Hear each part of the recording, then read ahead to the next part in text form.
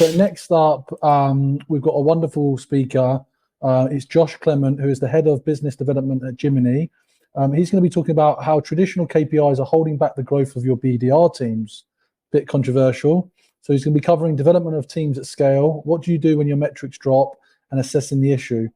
Josh joined Jiminny at the beginning of 2022 as a business development team lead, and then was promoted into his current role as the head of business development for Jiminny.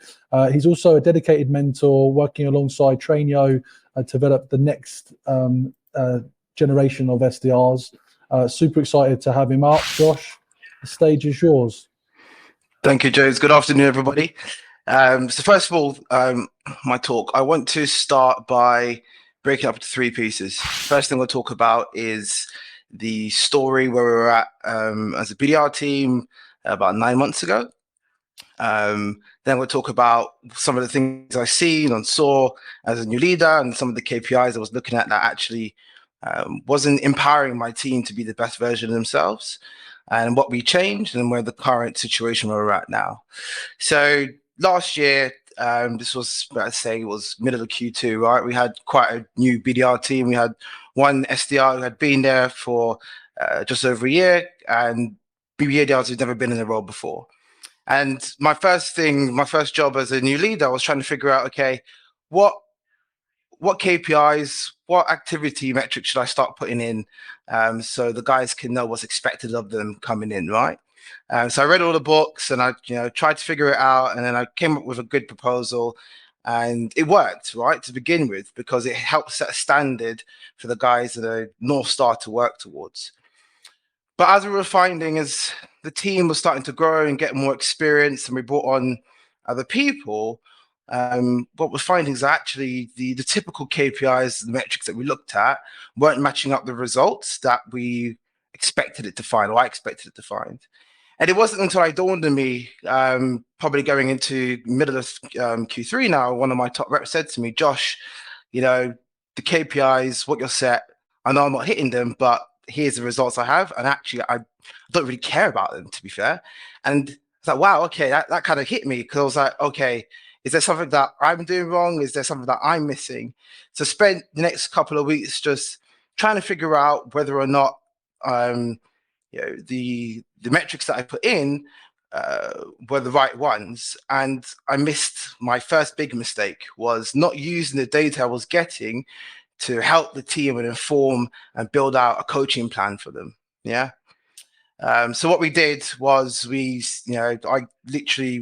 ripped up the book around the tracking we were doing. Yes, of course, as a leader, you always looked at that to see, how you can kind of help your team. But we stopped posting about it. We stopped talking about it as much, and we just really focused on the old saying of the quality of a quantity. We set up and we decided that, okay, we really want to get really, really good on the phone. I mean, we set up the right dispositions in outreach. And then what had happened was we then started to look at the data and broke it down. Okay, where are the guys struggling on the phone that we can then, build a coaching plan for them moving forward. So I think my takeaway from that was, I hear all these people on LinkedIn, seeing all those people and reading all the books about, you've got to have these certain metrics, but sometimes they're good for where you're at in your journey. But my takeaway is that you have to sit down and work with your reps individually to figure out what their number looks like and where their strengths are, and work towards those strengths. So the back end of December, what we did, I sat down with my reps and we reverse engineered their number. And we figured out that actually, in order for you to hit your target based on where your conversion rate is, you need to do X, Y, Z. And the reps were very thankful for that, because that's an exercise they'd never done before. And it really gave them an understanding of where they need to focus and hit. So now, instead of looking at the KPIs, here are some things we look at right now. Right? I think, the world is, it's harder to get new business, as we know, harder to book meetings. So what we're looking at now is, okay, how many nurtures are the team getting on a daily, on a weekly basis?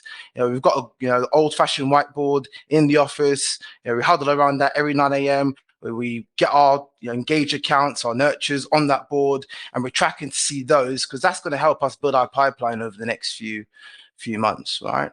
How many callbacks, how many referrals we're getting, yeah? Because we can still start to see and move the needle and celebrate those, right?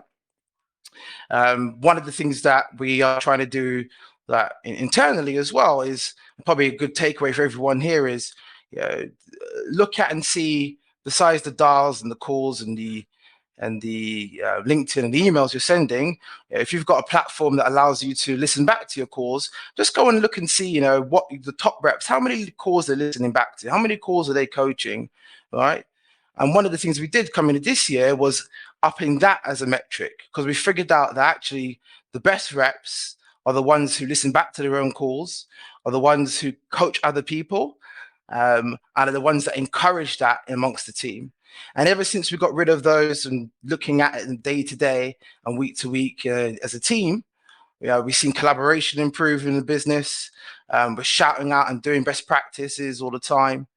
I think also, I think I can tell, like, just the anxiety and the mental health piece, like not having to, always figure out, I want to do these personalized emails, but I've got a call number I need to hit. By taking that away, actually, the guys' metrics was exactly the same, but the quality of their work improved as well.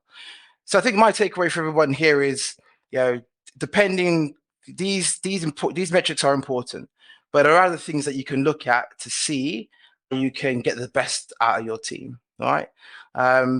I think one more thing that I would love get everyone's feedback on in the Q&A is, how are your team coming to you and asking you about, about their calls and the emails they're sending as well, right? And how are they being proactive?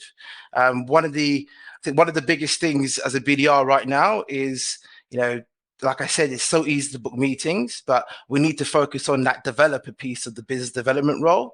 And we need to want to have our reps stay in the role for, 18, 24 months, because that's when you're going to start mastering your craft. And that's how you're going to be a better BDR.